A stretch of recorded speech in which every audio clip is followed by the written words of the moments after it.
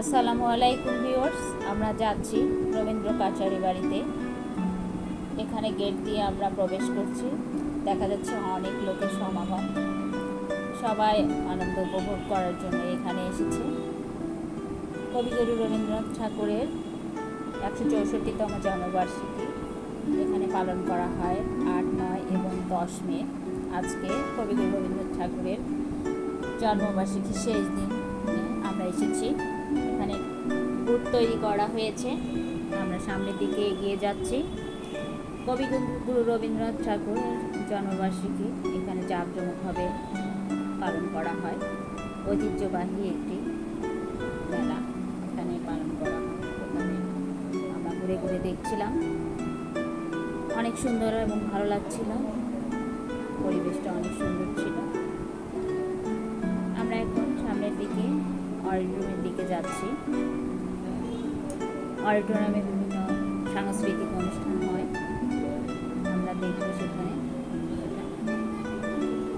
এখানে কবিগুরু রবীন্দ্রনাথ কাচারি বাড়ি লেখা আছে। এখানে আমরা দেখতে পাচ্ছি রবীন্দ্র কাচারি বাড়ি এবং অডিটোরিয়াম সামনে। এখানে আছে একটি লোক কিছু ফুলের ঝাড় নিয়ে বসে আছে। আমরা অডিটোরিয়ামের সিঁড়ি দিয়ে উপরে উঠছি এবং ভেতরে প্রবেশ করছি। অনেক লোকের সমাগম এবং এখানে সাংস্কৃতিক অনুষ্ঠান হচ্ছিল। এখানে কবিগুরু রবীন্দ্রনাথ ঠাকুরের কবিতা আবৃত্তি, নৃত্য, নাটক এবং গান উপস্থাপন করা হয়। এখানে একটি সাংস্কৃতিক অনুষ্ঠান হচ্ছিল। এখানে ভেতরে ছিল প্রচণ্ড গরম, তাই আমরা বের হয়ে আসলাম। এখানে দেখছি কবিগুরু রবীন্দ্রনাথ ঠাকুরের একটি সুসজ্জিত গেট করা হয়েছে। গেট দিয়ে আমরা প্রবেশ করছি। এখানে কিছু ফটো সেশন করার জন্য দাঁড়ালাম। অনেক লোকের ভিড় ছিল, তারপরেও আমরা ছবি ফটো সেশন শেষ করে ভেতরে প্রবেশ করলাম। এখানে দেখা যাচ্ছে এখানে তাল গাছ। এই তাল গাছের নিচে বসেই কবিগুরু রবীন্দ্রনাথ ঠাকুর লিখেছেন তাল গাছ কবিতাটি, যা পাঠ্যপুস্তকে স্থান পেয়েছে। এখানে অডিটোরিয়াম দেখা যাচ্ছে এবং এখানে একটি শিশু কর্নার তৈরি করা হয়েছে শিশুদের বিভিন্ন খেলার সরঞ্জামাদি দিয়ে। আমরা একটু চিপসের দোকান থেকে কিছু চিপস নিয়ে নিলাম।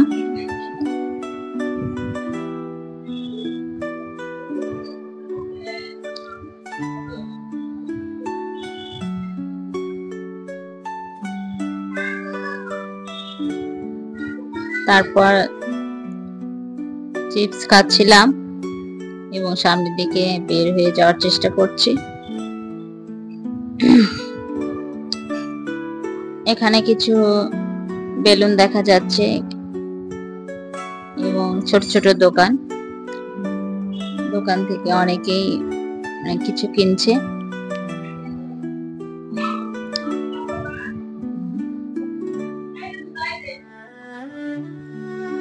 অনেক লোকের সমাগম, আমরা বের হয়ে যাচ্ছি। কবিগুরু রবীন্দ্রনাথ ঠাকুরের 164তম জন্মবার্ষিকী আজকে শেষ দিন। এখানে ছোট ছোট দোকান দেখা যাচ্ছে।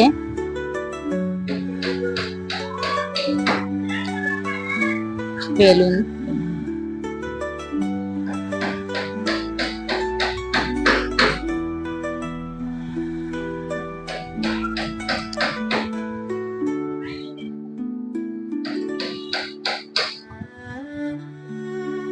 ধন্যবাদ সবাইকে। আসসালামু আলাইকুম।